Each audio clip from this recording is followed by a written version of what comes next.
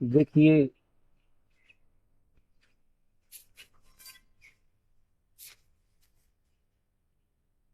शरीर जो है साधना के लिए बहुत आवश्यक है। बिना शरीर के साधना किसी जगत में नहीं है। ना सूक्ष्म जगत में होती है, ना देव जगत में होती है, ना परलोक जगत में होती है। इसी लोक में साधना का जो खेल वो सिर्फ शरीर से। कारण क्या होता है कि जब हम शरीर और मन के साथ होते हैं, शरीर और मन गति का बोध करता है। जब हम शरीर के साथ नहीं होते हैं तो हमें गति का बोध नहीं होता, और गति का बोध अगर नहीं होगा तो यात्रा नहीं। इसलिए शरीर परम आवश्यक वाहन है साधना की जगत में। शरीर दोनों तरफ जाता है, क्योंकि शरीर में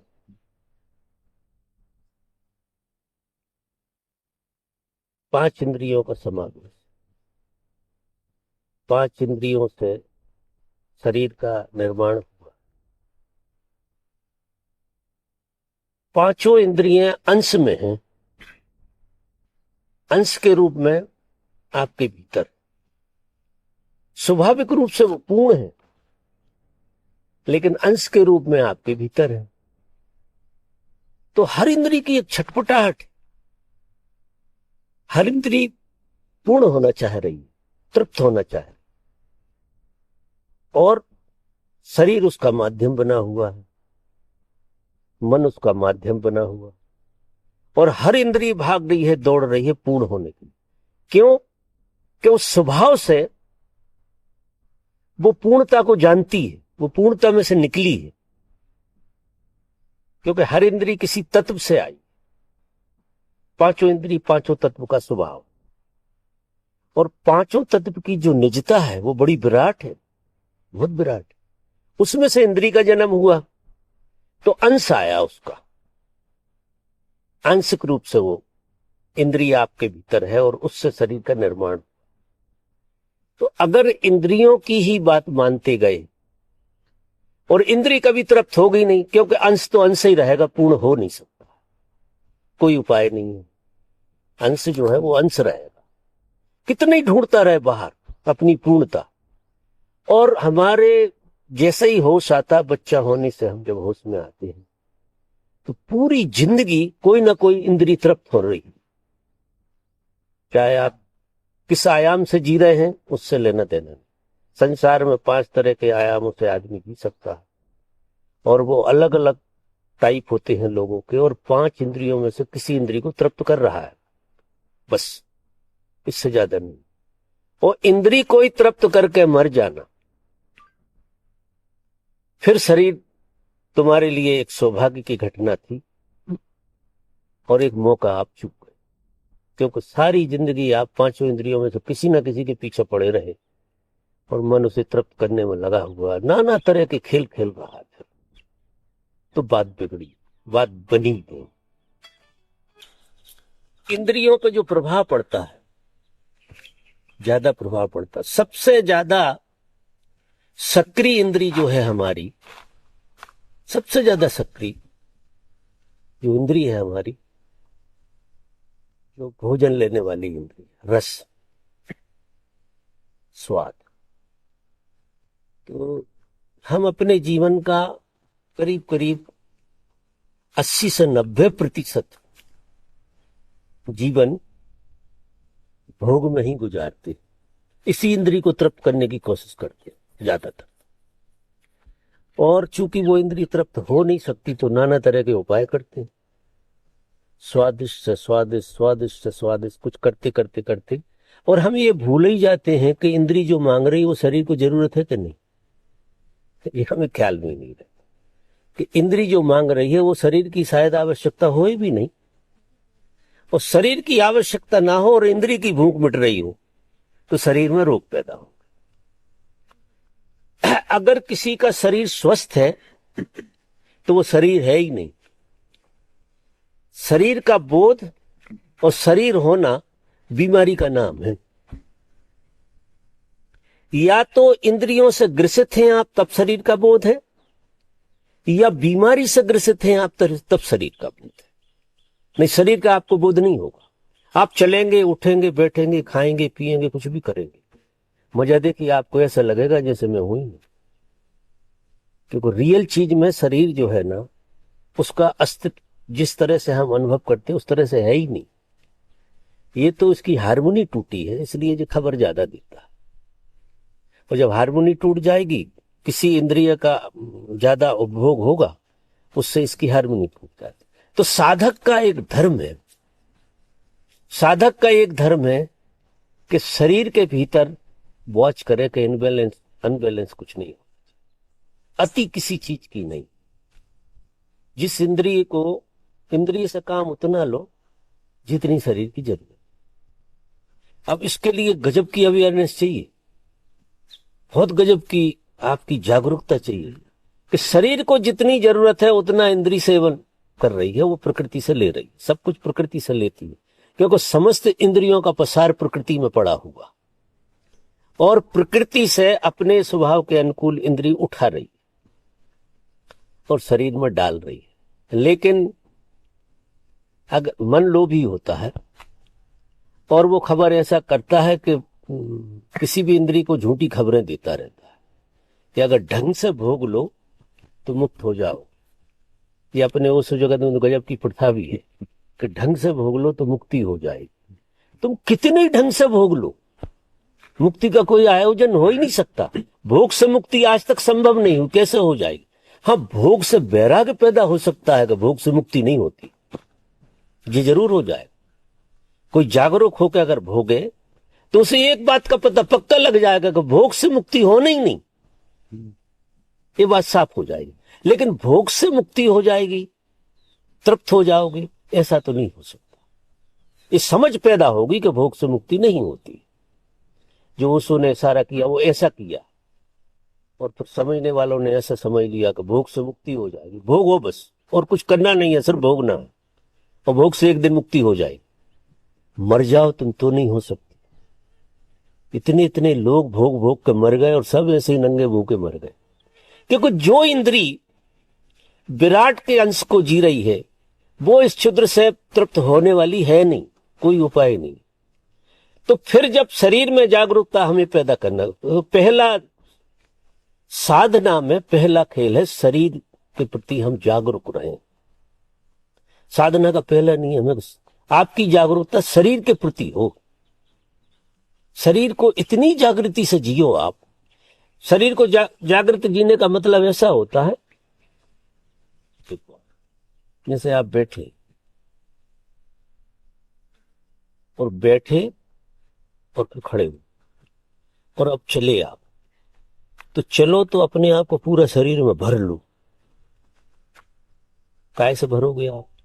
बोध से भरोगे।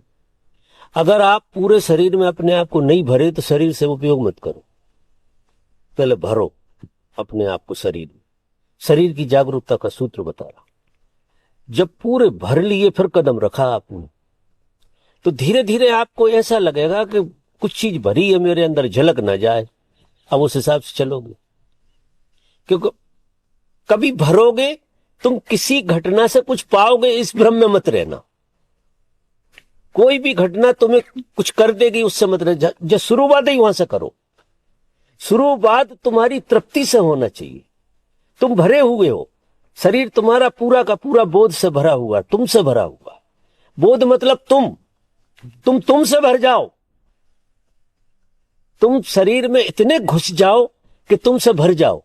अब शरीर पूरे शरीर में एक भराव अनुभव होगा तुम्हें, वो तुम्हें जागृत करेगा। फिर तुम चलो, उठो, बैठो, घूमो फिरो, और ये सूत्र बार बार गिरेगा और बार बार याद रखो। तो जब तक किसी का शरीर शुद्ध नहीं होगा तब तक उसका मन शुद्ध नहीं हो सकता। अब शरीर जैसी जैसी शुद्धि पकड़ेगा तो इंद्री की सुनना बंद कर दे। इंद्री कोई चीज उसमें डालेगी तो फेंक देगा, ऐसे फेंक देगा जैसे कोई आदमी लहसुन नहीं खाता है उसके शरीर की जरूरत नहीं है। अगर 2 किस खा ले तो उसे उल्टी हो जाएगी, उल्टी हो जाएगी उसके लिए। कोई भी विजाती चीज किसी को खिला दी जाए तो अगर आपका शरीर शुद्ध है तो विजाती चीज को पचाएगा ही नहीं। तो जब एक बार उल्टी हो जाएगी तो दोबारा खाने की, अब शराब नहीं पी सकते आप। शरीर अशुद्ध जिनका होता है वो शराब पी सकते हैं। उल्टे सीधे कर्म वही कर सकते हैं जिनके शरीर में शुद्धि नहीं। कर्म को सीधा मत रोको, कर्म को नहीं रोक सकते हो आप शरीर, क्योंकि वो तुम्हारे हाथ में नहीं। जब शरीर में अशुद्धता है तो शरीर मांग करेगा और तुम कल्हारी में पहुंच जाओगे, कोई उपाय नहीं है, और फिर पियोगे। तुम क्या करते हो, हम करते क्या है कि बुरे से बुरा ही होने की कोशिश करते हैं। जो आदमी सिगरेट पीता है वो क्या करता है कि पहले ही बुरा है और बुरा हो जाता है। एक सिगरेट पी ली तो थोड़े और बुरे हो गए, तो ग्राफ ऊपर ना जाकर नीचे जा रहा, तो कम से कम उस बुरे से ज्यादा बुरे कुछ तो हुए, और ज्यादा बुरे हो गए, और ज्यादा कार्बन डाइऑक्साइड ले ली हमने, और ज्यादा नींद में चले गए। तो रिवर्स गियर को जीते हैं कुछ लोग, जो आदत में जीते हैं कि हम आज थोड़े होश में थे तो कल और ज्यादा होश को मिटाएंगे। तो 2 तरह के लोग हैं दुनिया में। एक तरह के लोग तो जो है उसको मिटाने में लगे, रोज रोज ऐसे कर्म करेंगे कि जो है तुम्हारा उससे एक ग्राफ नीचे गिर जाए, तुम नीचे जाना चाह रहे हो। साधक कहता है कि ऐसा नहीं, साधना में तुम मार्क करो कि कल से आज कैसे हो। कल जैसे थे उससे आज अच्छे अगर नहीं हो तो तुम साधक नहीं, तुम साधना में नहीं जा रहे, तुम्हारा ऊर्ध्वगमन नहीं हो रहा। अगर तुम इस प्रयोग से जियोगे जो मैं कह रहा हूं तो तुम आज से कल अच्छे होगे। और साधक का गुणधर्म ही ये है कि आज से तो दूसरा दिन जो आए वो आज भुला दे। कल जो घटा था आज हम इतने बढ़िया जिए कि कल को भूल जाए, कितनी अच्छी घटना घटी हो। क्योंकि जीवन किसी जगह रुकता नहीं है, किसी जगह नहीं रुकता। कोई चीज उसके लिए वर्तमान से ज्यादा मूल्यवान नहीं होती। तो आज ये मूवमेंट सबसे अच्छा हो पीछे की बात की। अगर आप स्वस्थ हैं तो आपका ये बोध होगा। तो पहले तो आप शरीर से स्वस्थ हो जाए, और शरीर से स्वस्थ होने के लिए कुछ करना नहीं है, शरीर के प्रति जागरूक होना। जागरूक होगे तो करना अपने आप घटेगा, सब चीजें आपकी विजाती टूट जाएंगी। आप एक दिन भर के जियो, जो मैं कह रहा हूं सूत्र, भर के जीना, हो के जीना। आप चले हो के नहीं, आप हो तो ही चलो। अब तुम हो ही नहीं, हो चल रहे हो, मशीन हो गए, मैकेनिकल हो गए। पहले अनुभव करो कि तुम हो भी चलने के लिए कि नहीं। बोलो तो बोलने के पहले हो के नहीं तुम। अब ये होने वाली बात को लोटा लोटा के याद करो कि तुम हो, और तुम्हारे होते ही तुम भर जाते हो। मजा देखो, जैसे ही तुम अनुभव करते हो कि तुम हो तो तुम खाली नहीं हो, क्योंकि तुम्हारा होना ही भरा होना है और तुम्हारा ना होना ही खाली होना। अब कितना सरल सा सूत्र है, कुछ करना नहीं है, कुछ आयोजन नहीं करना है तुम्हारे लिए बड़े भारी उपद्रव, अंड संड खेल नहीं खेलना, ये सीधा सीधा खेल खेलना। तो इस तरह से अगर तुम जीना शुरू करोगे तो शरीर गजब शुद्ध होगा। पहले शरीर शुद्धि साधक, फिर मन शुद्धि। तो मन शुद्धि तो क्या होती है कि शरीर अगर शुद्ध नहीं है तो मन शुद्ध हो ही नहीं सकता है। तो ये जितने प्रयोग होते हैं यहाँ पे, डायनेमिक होता है, कैथारसिस होती है, नाद ब्रह्म होता है, कुंडलनी होता है, ये सारे प्रयोग जो होते हैं ये तुम्हारे शरीर को की शुद्धि के लिए, प्राणायाम जैसे प्रयोग होते हैं। क्योंकि हमारे जीवन में सबसे ज्यादा प्राणों का अभाव है। हम कारण क्या है उसका कि हम गलत सेंटर से जीते हैं। ये जो खोपड़ी वाला सेंटर है ना, ये 25 गुनी ऊर्जा खाता है, 25 गुनी, इतनी जरूरत नहीं होती, उतनी खाता है। एक विचार को 25 बार फैलाते हो आप खोपड़ी, जरा सी जरूरत थी लेकिन पता नहीं क्या क्या करते रहते हो उसके साथ, तो 25 गुनी ऊर्जा आपकी खत्म होती है। तो नैसर्गिक रूप से जो प्राण आपको मिल रहे तो आपको शाम तक कम पड़ जाते, तुम्हारे थके मरे से जाके गिर जाते हो बिस्तर। तो अब क्या है कि उसे वो पैटर्न तो तुम रोक नहीं सकते। तो अब शुरुआत करो कि तुम कुछ भी करो, उपद्रव जो भी करना हो वो करो, कोई मना ही नहीं है, लेकिन तुम्हारी प्राण शक्ति इतनी ज्यादा हो कि वो बची रहे हो, सारे काम हो जाए। शाम को तुम्हें ऐसा लगे कि तुम 5 किलोमीटर और चल सकते हो, अब ऐसी ऊर्जा हो तुम्हारे भीतर, इसका मतलब तुम्हें प्राण का संचय हो गया, तुम्हारे पास प्राण ज्यादा है। तो उसके लिए हम इतने प्रयोग कराते हैं, होते हैं, सब जगह हो रहे हैं, और ऐसी प्राणवान जगह में लोगों को रखते हैं थोड़े। तो प्राण शक्ति जिस व्यक्ति की जन्मेगी, मन स्वस्थ होता है संकल्प से। प्राण जो है ना, बहुत गहरा प्राण जब तुम में आएगा तो पूरे शरीर को स्वस्थ कर देगा और शरीर में से उठा के मन में फेंकेगा। फिर तुम शरीर में, फिर जो मैं कह रहा था कि तुम्हें ऐसा नहीं लगेगा कि तुम शरीर में जी रहे हो। जब कोई व्यक्ति मन में जीता है तो उसे बोध ही नहीं होता कि वो शरीर में जी रहा, क्योंकि मन शरीर से बहुत विराट है, बहुत बड़ा है, उसका स्केल बड़ा है, वो किसी ग्रेविटी से फंसा हुआ नहीं है। जैसा शरीर फंसा हुआ, इसकी लिमिट है, उसकी लिमिट नहीं है। तो आप एक कदम ऊपर चढ़ गए, ऐसा लगेगा आपको कि आप धरती पर नहीं रहते। मन में ही आने में ऐसा लगेगा, आप आश्चर्य करेंगे। अभी तो हम मन को भी नहीं जानते। मन इतनी सुंदर चीज का नाम है जिसका, लेकिन मन इंद्रियों के चक्कर में पूरी विकृति का नाम है, क्योंकि वो इंद्रियों को तृप्त करने में लगा हुआ है। वो इंद्रियों को खबरें देता रहता है, ऐसा करो, ऐसा करो, वैसा करो, ये सब ड्रामाबाजी चलती रहती। तो अगर जागृति थोड़ी बढ़ेगी आपकी तो फिर आपका मन स्वस्थ होगा। तो ये दो तल हमको समान्य, अगर ये दो कदम आप चल गए तो फिर आपको, आपका विवेक ही काम करने लगेगा। फिर तीसरी छलांग जो आपको लगेगी सूक्ष्म में, वो किसी को बताने की जरूरत नहीं पड़ेगी, वो अपने आप घटेगी घटना, और आपका ऊर्ध्वगमन होने लगेगा और आप सूक्ष्म जगत में प्रवेश करेंगे। जो सूक्ष्म बॉडी है, सूक्ष्म तंत्र है आपके, तो सूक्ष्म तंत्र की तो बात छोड़, लोग मन के ही तंत्र में नहीं पहुंच पा रहे। और मन के तंत्र में इसलिए नहीं पहुंच पा रहे कि लाट टपकती है खाना देख के। कोई भी चीज देखी तो अगर नहीं मिली तो मरे ही जा रहे हैं, दही वड़े खाना है, अभी हाल ही जाना, चाहे कुछ भी हो जाए। पेट को जरूरत है कि नहीं है, उसका कोई लेना देना नहीं, दही वड़े तो खाने पड़ेगा, भले ही कुछ भी हो जाए। तो अब हम इंद्रियों की तृप्ति के खेल में डटे हुए, हमारी शरीर की जरूरत का ही हमें पता नहीं है, शरीर की जरूरत क्या है। क्योंकि जागृति हो तो शरीर खबर देकर उसको क्या जरूरत है। शरीर में जागृति नहीं है तो कोई भी अचरा कचरा, वो तो डस्टबिन है।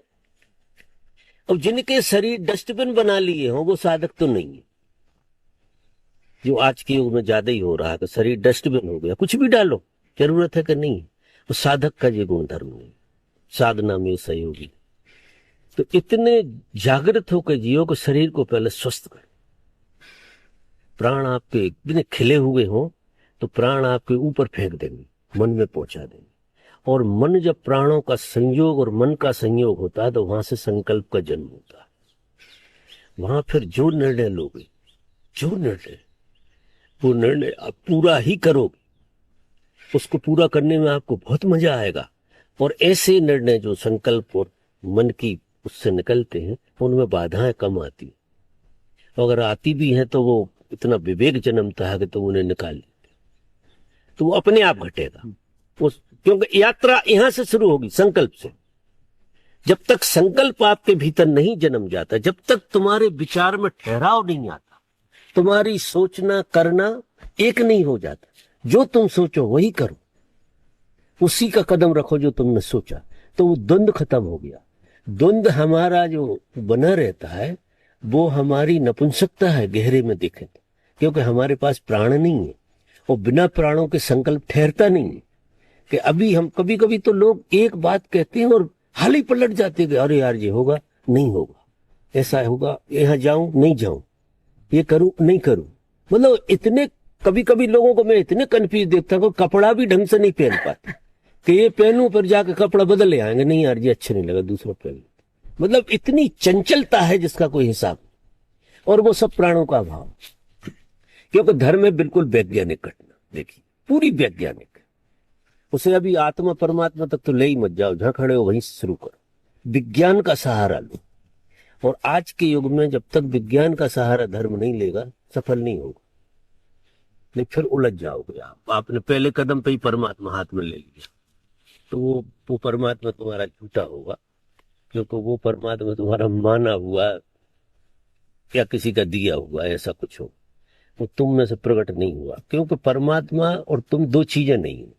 देखो ये बिल्कुल गहरे से उतार लो। परमात्मा कोई ऐसी घटना का नाम, जैसे पत्थर की मूर्ति के पहले पत्थर थी और किसी सुगड़ आदमी ने उसको निखार निखार के हनुमान जी का रूप बना दिया या कृष्ण बना दिया या जो भी बना दिया। तुम भी ऐसे अनगढ़ पत्थर, तो तुम छुपे हुए परमात्मा हो, ढूंढना मत।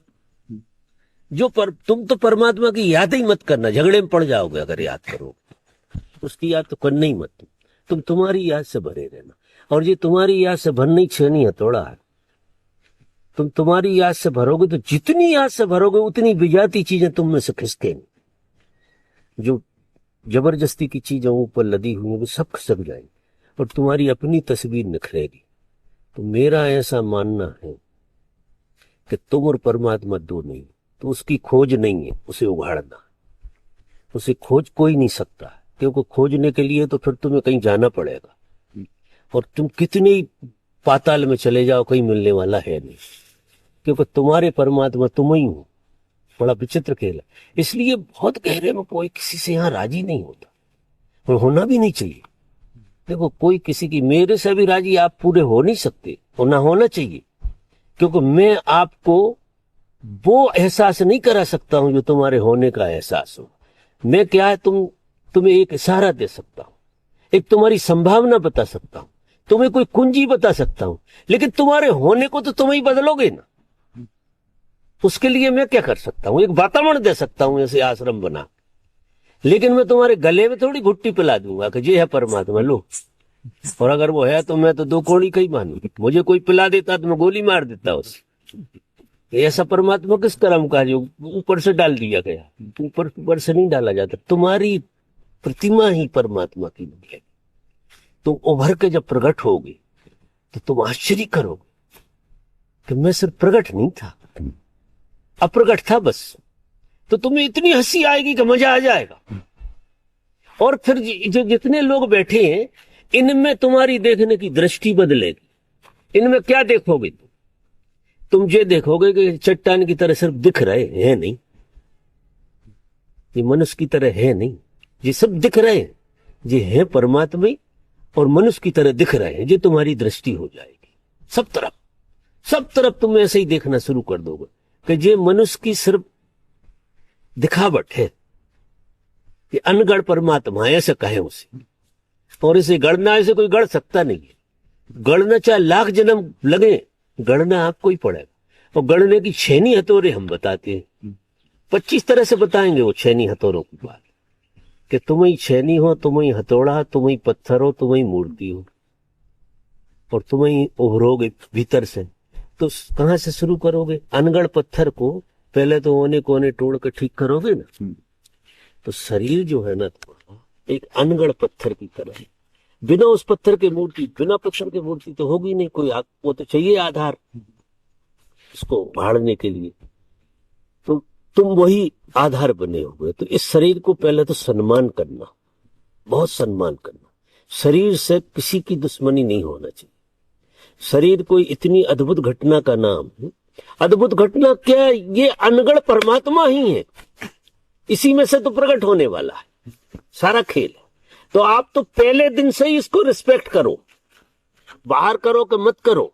हाँ, उस भावना से मत भरो कि तुम्हें कोई रिस्पेक्ट करे, क्योंकि तुमने ऐसी मान ले कि कोई रिस्पेक्ट करे। ऐसा नहीं, रिस्पेक्ट अकेले तुम करो। दुनिया कुछ भी कहती रहे, दुनिया की मत सुनना। और तुम इतना रिस्पेक्ट करो कि कोई तुम्हें गंदे पत्थर का नाला कहे तो भी तुम्हें सुनाई ना दे।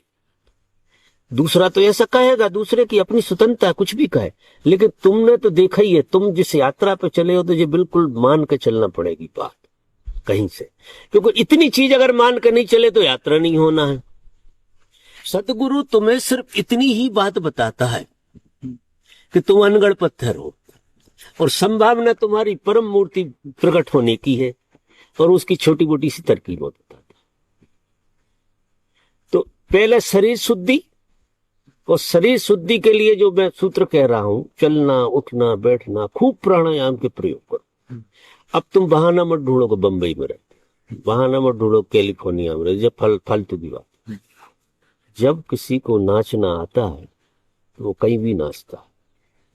कहीं, और बहुत गजब की। मैं बहुत बार एक उदाहरण देता हूँ कि मैं एक जगह से आ रहा था, तो ऐसे ही बैठा था, एक लड़की बैठी और बड़ी देर तक टॉयलेट में घुसी रही, सन्यासिनी थी, और 1 घंटा तक नहीं निकली। तो मुझे क्यूरियोसिटी हुई, मर गई, क्या हुआ, या कोई और है इसके साथ। तो मैं बैठा था, मैंने घुसते देखी थी, निकलते नहीं देखी, तो मेरे प्राण निकल रहे देखने के हो क्या गया।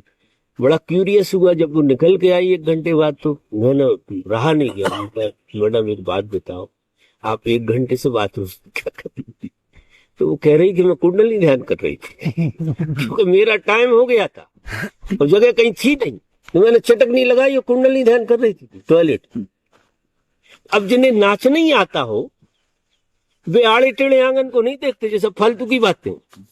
जिन्हें अपनी मूर्ति गढ़ने की ठान ही ली है जिनने, उनके लिए कोई बहाना नहीं। ये सब बेकार की। या तो तुम ऊपर ऊपर की बातें कर रहे हो, ऐसे ही कहा सुनी में यहाँ आ गए हो कि देखे यार हम भी क्या हो रहा। लेकिन अगर तुम्हें सच में ही कुछ प्यास है, कुछ परमात्मा जैसी कोई चीज इस जगत में है जिसका तुम्हें पता नहीं ईमानदारी से, और पता नहीं है, यही तुम्हारी पीड़ा भी है कि है तो सही लेकिन पता नहीं है। अब पता कैसे हो, अगर खोज करनी है तो फिर यात्राएं यहां से शुरू, फिर यात्राएं दूसरी तरफ शुरू। तो पहला शरीर का खेल, शरीर के प्रति इतनी जागृति से भरे रहो, इतनी जागृति से, और जागृति प्राणायाम से और ये सब सर्कस करने से बढ़ती, जितने भी प्रयोग होते हैं इनसे जागृति बढ़ती। तो कोई ना कोई, हम आज के युग में कोई ना कोई सक्रिय ध्यान तो करना ही पड़ेगा, एक्टिव ध्यान। और ओशो ने इतनी बढ़िया बढ़िया विधियां बताई हैं कि अगर किसी विधि को भी तुम करोगे तो जो सूत्र में कर रहा हूं भर के जीने वाला, वो अगर मेरी बात से समझ में नहीं आ रहा है यहाँ, तो जब तुम ध्यान से उठोगे तो तुम अनुभव करोगे तुम भरे हुए। चाहे कुंडली कर लेना, चाहे नादमम करना, चाहे सक्रिय ध्यान करना, चाहे और कोई ध्यान करना, चाहे बैठना, लेकिन जब तुम उठोगे तो एक चीज का ख्याल आएगा कि तुम भरे भरे से लो। ये बिल्कुल प्रकट, मन प्रकट होता है। ये सब विधियां प्रकट करती हैं हमारी मौजूदगी, हमारी मौजूदगी को बढ़ाती हैं सारी विधियां, क्योंकि हम तो सोए हुए हैं। तो ऐसे तो हम अपनी मौजूदगी को सीधी सीधी तो अनुभव नहीं कर सकते हैं, चंचल मन। तो किसी भी विधि से गुजरो और विधि से गुजर के उस विधि का निरीक्षण करो कि उसके बाद तुम्हारे भीतर तुम्हारी मौजूदगी कितनी बड़ी है, और वो मौजूदगी के सूत्र को पकड़ लो। फिर वो छोर आ गया आपके हाथ में, उस छोर को बार बार तुम अपने में लाओ। अगर वो किसी विधि से हुआ है तो विधि नहीं दे सकती, वो तो हुआ ही पड़ा था, वो प्रकट हुआ है थोड़ा तुम्हारे भीतर। अगर प्रकट हुआ है तो हम उसके प्रति अगर जागरूक रहेंगे तो वो ठहरेगा और प्रकट होगा। तो धीरे धीरे धीरे धीरे धीरे धीरे वो बढ़ता चला जाएगा, वो तुम्हारी मौजूदगी बढ़ेगी।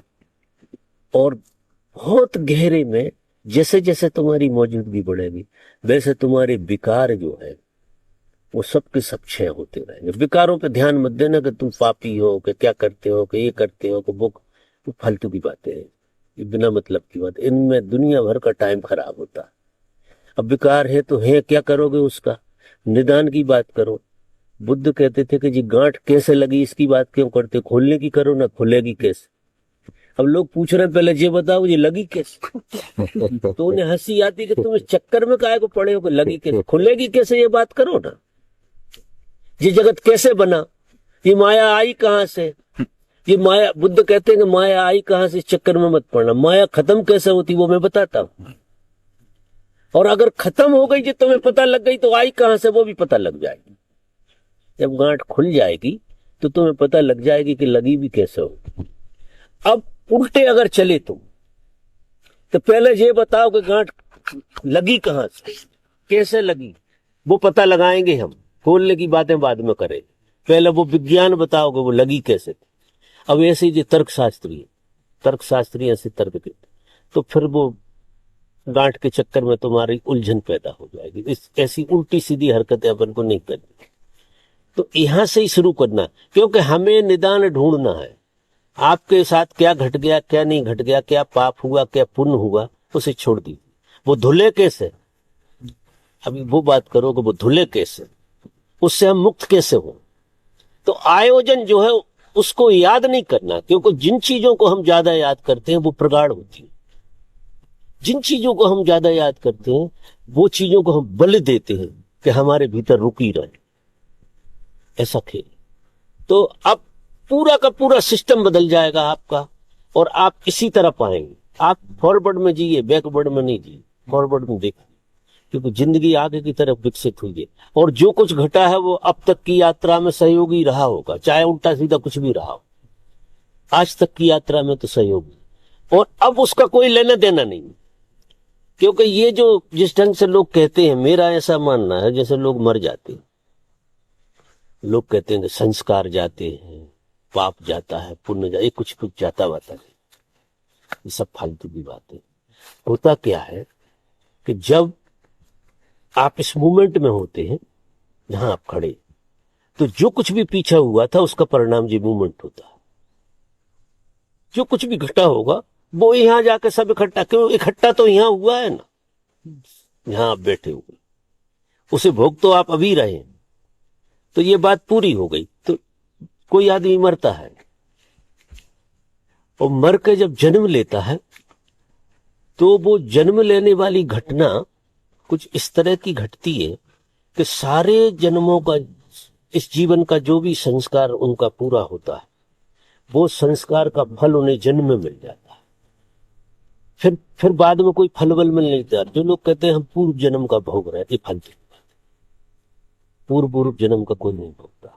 पूर्व जन्म से तो क्या होता है कि तुम्हें उस तरह का घर मिलता है, जैसे उदाहरण के लिए तो कोई बहुत पैसे वाला आदमी और उसने संस्कार उस तरह के बांधे, कोई संस्कार बांधे, तो संस्कारों का क्षय होते होते होते होते होते होते क्या हुआ कि उसका जो अगला जन्म मिलेगा वो किसी गरीब घर में होता है, किसी भिखारी के घर में होता है, क्योंकि उसने शायद सम्मान नहीं कर पाया। तो उसका जोड़ से क्या होगा कि उसका जन्म हो जाए। अब जन्म जहां हो गया वहां बात पूरी हो गई वहां की। अब उसको मत धो कि क्या क्या था पीछे से, उसको अगर करोते रहे और कोई ने कहा कि इसके कारण भोग रहे हो, वो भूल जाओ। तो तुम्हारी वो तो गांठ लग गई। अब गांठ खुले कैसे उसकी बात करो। वो गांठ तो लग गई जो लगना थी, लेकिन उस गांठ को याद मत करो, किसी की मत सुनो कि हमारे कौन से कर्म से क्या हुआ। जन्म हुआ ऐसे धन्यवाद, क्योंकि जो हुआ वो तुम्हारे होने का परिणाम हुआ। जो हुआ है वो तुम्हारी श्रृंखला का परिणाम हो गया। जन्म हो गया, बात खत्म हो गई, वो पूरी श्रृंखला खत्म हो गई, वहां कोई जुड़ाव नहीं है तुम्हारा, क्योंकि उसके परिणाम से तो जन्म हुआ तुम्हारा। तुम्हारा जो गर्भ का चुनना होता है वो संस्कार ही तुम्हारे गर्भ के कारण उस गर्भ में जाते। संस्कारों के कारण ही तुम किसी घर में ऐसे में पैदा होते हैं। वो सारे संस्कारों का जोड़ होकर तुम्हारा जन्म हो गया। मतलब पिछले जन्म के संस्कार है। हाँ, उससे तुम्हारा जन्म हो गया, जिस घर में भी हुए तुम। अब इस बात को आप पीछे से लौटा कर मत देखो कि मैं पुराने संस्कारों को भोग रहा हूं या पुराने, ये बातें करके फालतू का दिमाग खराब करना है। वो तो जहां तुम खड़े हो उसे धन्यवाद दो, कम से कम जन्म तो हो गया, जो हुआ होगा हुआ होगा, मौका तो फिर मिल गया ना दोबारा से। अब ये मौका मिला है तो अब इसमें गांठ को खोलना। इसमें गांठ कैसे लगी थी वहां मत ढूंढना कि मेरे पूर्व, अब तुम पहले पता लगाओ कि मेरे पूर्व जन्म में क्या था, वो पता लगा लूं। अब ये गोरख धंधा लोग बता भी देंगे, और इसमें नहीं उलझना है किसी के लिए, क्योंकि वो हुआ था उसका तो परिणाम तुम हो गए। अब तुम हो ही गए तो बात खत्म हो गई। वो तो क्योंकि किए को अनकिया अब नहीं किया जा सकता, वो उसका परिणाम भी आ गया कि तुम्हारा जन्म हो गया। अब यहां तो तुम्हें गांठ खोलने वाली बात है, यहां फिर जियो। तो कुछ किया अगर जा सकता तो यहां किया जा सकता। इसी तरह से मैं कहता हूं कि तुमने 25 साल में क्या किया उसकी परवाह मत करना। अभी तुम बैठे हो, अभी क्या कर सकते हो? अभी अगर कुछ कर सकते हो तुम्हारे हाथ में तो आगे के लिए करना है, पीछे के लिए नहीं। गांठ को खोले कैसे, अभी वो बात करो। गांठ लगी कैसे उस चक्कर में मत पड़ना, वो तो लग गई तो लग गई, लेकिन खुले कैसे, समझ रहे मेरी बात मैं क्या कह रहा हूं? तो हमें हमेशा रिस्पेक्ट करना है और अतीत को याद नहीं करना। अतीत को बिल्कुल याद नहीं करना, ना किसी तरह की गिल्ट, ना कुछ ना कुछ। जब वाल्मीकि जैसे आदमी एक झटके में पार हो गए, तुम वाल्मीकि तो नहीं, इस पक्की बात। उन्हें रियलाइज करा दिया हो किसी ने इसी मूवमेंट का, बस और कुछ नहीं हुआ। तो आज जो है ना, तुम्हें भी रियलाइज कराया जा रहा है कि तुम उधर से मत सोचना। हर आदमी बड़ा पीछे से फंसा लेता अपने को, छोटी मोटी सी 2-4 हरकतें कर दी होंगी या कोई घटना घट गई होगी, अब रो रहा है कि वो हमारी यात्रा तो इसलिए नहीं हो रही कि वो हमारे संस्कार हमें फेर रहे हैं। फिर ऐसे भूत प्रेत मिल जाते तो पता नहीं क्या क्या बता देते। उस चक्कर में बिल्कुल नहीं पड़ना, क्योंकि जहां तुम बैठे हो निदान यहां से बिल्कुल होने वाला। गांठ कितनी ही पुरानी हो और कितनी उलझी हो, अगर खोलने की ठान ली तो सवाल तो उसके इतिहास में मत जाओ कि कितनी पुरानी है कि कितनी गठीली है, शुरू हो जाओ बस। तो शुरू कहां से होगे? जहां तुम बैठे हो वहां से। तो साधना किसी की भी कभी भी शुरू हो सकती है और मुक्ति किसी को कभी भी मिल सकती है। अगर बहुत जागृति से तुम्हें गांठ का तंत्र पकड़ में आ गया, यहाँ जागृति इतनी बढ़ गई, तो कितनी सालों पुरानी जन्मों जन्मों की गांठ हो तुम्हारी, वो गांठ एक झटके में खुल जाए। क्योंकि सवाल खोलने की कला का है। गांठ कितनी पुरानी है, कितनी पेचीदी, वो नहीं, खोलने की कला क्या है। और खोलने की कला वर्तमान से आती है। मतलब तुम खोलना शुरू ही करो, ऐसा समझो। और खोलते खोलते कला आएगी। खोलते खोलते जैसे जैसे तुम गहरे होगे, जैसे जैसे तुम गहरे होगे, वैसी वैसी तुम्हें कला आएगी कि जी कैसे खुले। अब तुम्हारा पूरा ध्यान खोलने पे है, लगी थी उस पे नहीं। एक ध्यान और रखना कि वो कस तो नहीं रही, तुम कहीं खोलने के चक्कर में कस तो नहीं रहे हो। क्योंकि तुम अगर बेहोशी में खोलोगे तो तुम शायद कस रहे हो उसे, तो बेहोशी में मत खोलना। पहला सूत्र है कि तुम्हें बहुत होश से जीना है। होश से जियोगे तो विवेक जन्मेगा तुम्हारे भीतर। विवेक जन्मेगा तो कैसे खुलती है उसका विज्ञान तुम्हारे खोपड़े में खुलने लगेगा, और वो गांठ का खुलना बड़ा आनंददायी होगा। वो गांठ ही तो खुलना है और कुछ नहीं है। असली में तुम हो तो परमात्मा ही, लेकिन जैसे दिखाई दे रहे 15-20 गांठें लग गई हैं। अब जो रस्सी थी रहेगी तो रस्सी कितनी गांठें लग जाए, बुद्ध ऐसा कहते हैं कि 50 गांठें लग जाए, लेकिन रस्सी तो रस्सी है। उसकी आत्मा में घुसोगे तो रस्सी रहेगी ना, कितनी गठीली हो, लेकिन उसका बेस तो बेस किसका है? बेस तो रस्सी का ही है ना। तो ये जो शरीर है ना अपना, वो जो इंद्रिय है, ये सब ऊर्जा में गांठें लग गई, उसने एक आकार ले लिया है, लेकिन बेस क्या है इसका? बेस तो परमात्मा ही होगा ना, चेतना ही होगी बेस तो। चेतना में सघनता आ गई है। तो अब इसको जिस जगह तुम खड़े हो, पहले तो तुम्हें बोध होगा। कभी कभी तो ऐसा होता कितनी गांठें लगी, गांठें सब गायब हो जाती हैं अगर तुम्हें रस्सी का ही बोध आ जाए। जागृति में क्या होगा कि गांठों के पहले रस्सी थी तो रस्सी का अपना बोध था, फिर गांठें आ गई तो रस्सी का बोध खत्म हो गया और गठीला बोध हो गया कि गांठें हो गई, रस्सी बिल्कुल गायब हो गई और गांठों का ही बोध हो गया कि हम तो गांठें ही हैं, हम शरीर हैं। शरीर है मतलब हम गांठ हैं, ऐसे समझ। हमने अपने को गांठ, अब गांठ तुमने मानी है हो नहीं, बड़ा विचित्र खेल। मानी है गांठ क्या होती है, उसका अपना निजी कोई अस्तित्व है क्या? रस्सी में ही लगी है ना, उसका निजी कोई अस्तित्व है नहीं। तो अगर रियलाइजेशन आता तो गांठ माठ सब साफ हो जाती, कोई गांठ माठ थी नहीं, मजा देखती। इसलिए कभी कभी किसी को 1 मिनट में घटना घट जाती। गांठें खोलने के भी चक्कर में नहीं पड़ना पड़ता, रियलाइजेशन आ जाता कि गांठ लगी लगाई भी तो रस्सी है यार, गांठ लगी लगाई भी तो रस्सी है ना। और जब रस्सी है तो गांठ का असर खत्म हो गया आप बस, तो वे सब गांठें खुल गई फिर, ऐसे समझ। और साधना की विधि से एक तो ये तो किसी किसी को घटता है ऐसा, तो किसी किसी को इतना जोर से बोध घट जाए कि गांठों के पार चले जाए, शरीर के पार चले जाए, मन के पार चले जाए और बिल्कुल बोध में घुस जाए। वो कभी कभार किसी को घटता है, लेकिन क्रमिक यात्रा में ऐसा होता है कि बोध घटता है, गांठ खोलने की कला आती, और धीरे धीरे करते करते करते करते वो गांठें खुल जाती है। गांठें खुलने के बाद रस्सी थी, गांठें गई कहाँ? कहाँ गई गांठें? तुम्हारे काय के संस्कार थे, कौन से जन्म के पाप थे, कौन से जन्म का पुण्य था, रस्सी की रस्सी हो गई ना, तो ये रस्सी की रस्सी हो जाएगी। इसमें कुछ हुआ ही नहीं था, सिर्फ संस्कारों का आभास था। जन्म मृत्यु का भी तुम्हें आभास था, जन्म मृत्यु भी ये सब गांठों जैसा ही खेल है, कुछ है नहीं। बहुत गहरे में जब रियलाइजेशन आएगा तो लगेगा कभी मरे ही नहीं है, कभी पैदा ही नहीं हुए। अब वह रस्सी कब मरी और कब पैदा, उसमें गांठें लगी उसे मरना कहो, गांठें खुल गई उसे जीना कहो, ऐसे समझिए। लेकिन रस्सी कब मरी, मरी नहीं, उदाहरण के लिए कह रहा हूं जैसा बुद्ध कहते।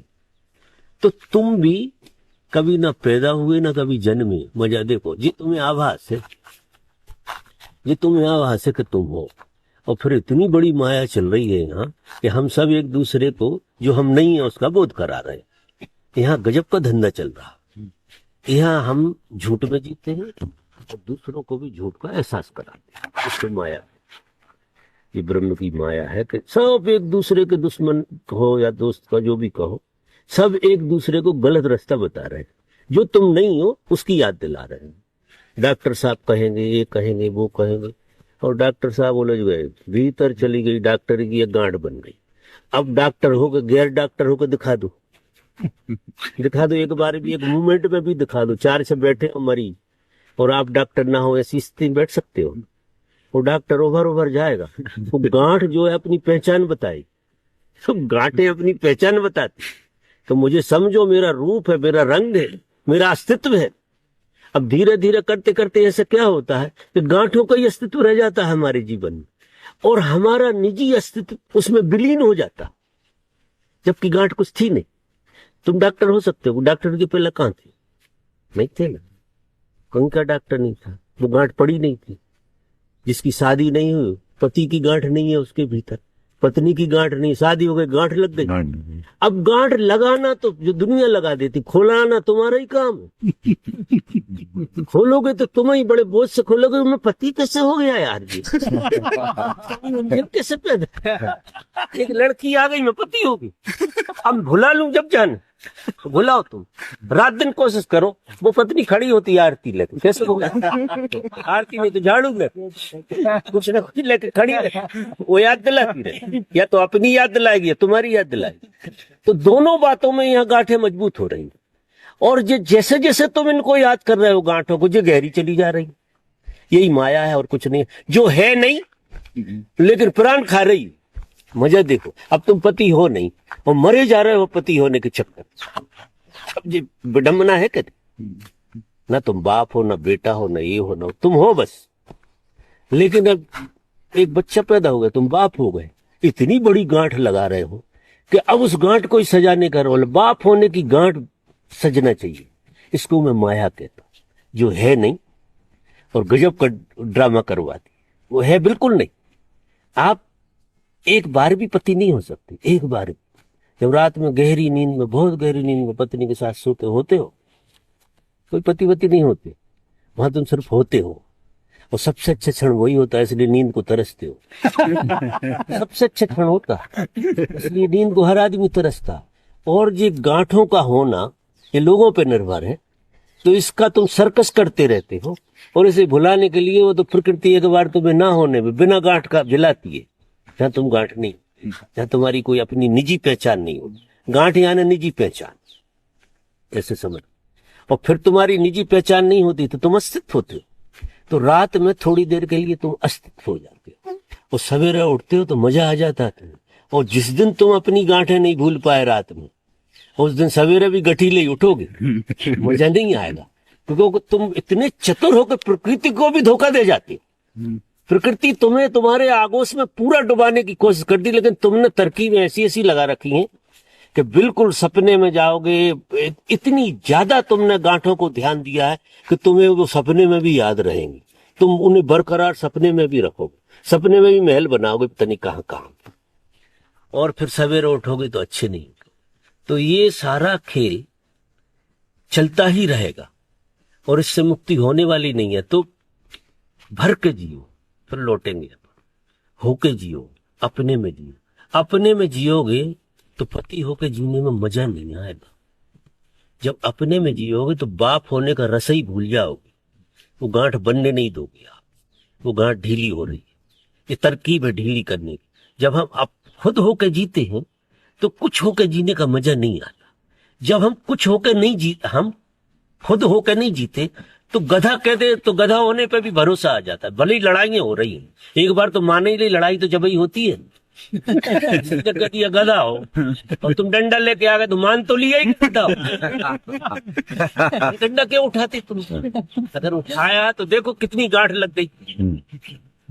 लगती तो है ही। और किसी ने कुछ और तरह से कह दिया कि तुम बड़े स्वयंवर में से आ रहे हो, किसी ने ऐसा कह दिया, उसने भी गांठ लगा दी। तो सारा खेल ये सब ऐसे ये क्यों चलता है? मैं ये कह रहा हूं कि तुम होके नहीं जीते। तुम्हारी विडंबना है कि तुम होके नहीं जी रहे। तो होके नहीं जियोगे तो कुछ भी हो जाओगे फिर अंडसंड।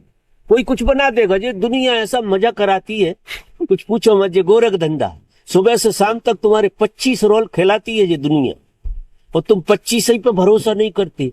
जब तुम जे हो जाते तो मानते हम जे ही है। मजा देखो, माया का मतलब है, माया किसे कहते हैं? जब ये नहीं होती तो इसका ना होना सच लगता है, जब ये हो जाती है तो इसका होना सच लगता है, और जब होके ना हो जाती है तो फिर ना होना सच लगता है। मजा देखो आप कि जब तुमसे किसी ने गाली नहीं दी थी तो वो गाली ना देने वाली स्थिति, जब तुम गधा नहीं कहा किसी ने, तो वो अवस्था तुम्हें ऐसी लगती कि ना होने कुछ नहीं हुआ। फिर किसी ने कह दिया कि तुम तो यार ऐसे हो वैसे, तो वो होना सच हो जाता। और फिर किसी दूसरे ने कह दिया तो वो गलती से कह दिया यार, उसने शकल तुम्हारी देख ली, कोई और से कह रहा था। एकदम बात खत्म हो गई। मजा देख, ये माया 3 रूप बदली पूरी। वो माया का खेल है कि न पहले थी, न बीच में थी, न बाद में, क्योंकि माया होती नहीं है। ये माया होती नहीं है, सिर्फ एहसास होती है, और एहसास हम सब कराते एक दूसरे को। क्योंकि माया बिना किसी और के एहसास के बच नहीं सकती। उसे साधन चाहिए, कोई और एक आध साधन चाहिए, कोई ना कोई साधन चाहिए। क्योंकि गधा तो तुमने देखा होगा, जब कोई गधा कहे। अब गधा तुमने देखा ही नहीं तो फिर नहीं होगा जी। वो सच क्या है कि तुमने एक तो गधा देखा पहले, फिर किसी ने उसकी याद दिलाई, उसे तुमसे जोड़ दिया, तो तुम्हारे चित्त ने तुम्हारे होने को गधे से जोड़ दिया, तो तुम थोड़ी देर के लिए गधा हो गए और डंडा हाथ में आ गया। और फिर किसी ने आके कह दिया कि भैया वो लाल कपड़े ने गड़बड़ कर दी। और वो तो यार रामचंद्र से बात कर रहा था, तुमसे तो बात ही नहीं कर रहा। तुम्हें हंसी आने लगेगी कि तुम्हें ऐसा लगता है कि तुमसे इसका तुम्हारा बड़ा प्रेम। वजह देखिए, तो तुम्हें उस पर भी भरोसा रहता है, बड़ा प्रेम है हमारा तो पत्नी के साथ। फिर वो उल्टी सीधी चली तो तुम्हें हिला दिया उसने, और फिर तुम्हें क्रोध आया, उसमें पति को क्रोध आया, पति क्रोधित हो गए, माया ने दूसरा खेल खेला। फिर उसने कहा कि मैं तो रोल कर रही थी, मैं कोई तुम्हें सता थोड़े, मैं आजमा रही थी, ऐसा है नहीं जैसा तुम मान रहे हो। तो तुरंत तुम ढीले हो गए। तुम्हारी 3 अवस्थाएं बनी कि नहीं? अब जिस तरह से ये 3 अवस्थाएं बन रही हैं, इन पे अगर तुम रुको नहीं, क्योंकि वो तो कह देती है ऐसा, और उसने नहीं कहा तो तुम फंसे ही रह जाओ। और उसने 1 महीना बाद कहा तो 1 महीना तो माया को जीना पड़ेगा, और 1 महीना बाद राज खोला कि हम 1 महीना आजमा रहे थे, और आज सच्ची बात हो रहा है कि ऐसा कुछ था। और तुम फिर देखिए, फिर वो ना होने पे भरोसा आ गया कि नहीं यार बिल्कुल, मैंने तुम्हारे भरोसे देखा। तो भरोसे किस तरह से करते कि इस घटना पे भी भरोसा है, इस घटना पे भी भरोसा, इस घटना पे भी तुम्हें जैसे सब चीजों पे सिर्फ भरोसा ही करना है और कुछ नहीं करना। जो जी चलती है जगत, अपने पे भरोसा नहीं। तुमने कभी ये नहीं देखा कि जब ये पत्नी प्रेम की बातें कर रही थी, जब मैं इससे अलग था, मेरा होना तो उससे कुछ लेना देना, जब ये लड़ी थी जब भी मैं इससे हटके था, और जब ये लड़के ने पड़ गई, ये प्रेम दर्शा रही, तब भी मैं हूं। तो सच क्या है? वो 3 परिस्थितियां हैं कि मेरा होना है, क्योंकि वे 3 परिस्थितियां तुम्हारे बगैर तो हो नहीं सकती थी। जब शुरू हुआ था तब भी तुम थे, जब लड़ाइयां हुई तब भी तुम थे, लड़ाइयां बंद हो गई जब भी तुम हो, लड़ाइयों के पार हो गए तब भी तुम हो। तो सच क्या है? सच पे तो ये खेल चल रहा है। अगर तुम नहीं होते तो प्रेम काय पे होता? तुम नहीं होते तो घृणा कौन समझता? तुम नहीं होते तो माया का ये खेल कौन समझता कि अब नहीं बचा कुछ भी? तो मूल तुम्हारे होने का है, मूल इन घटनाओं का नहीं है।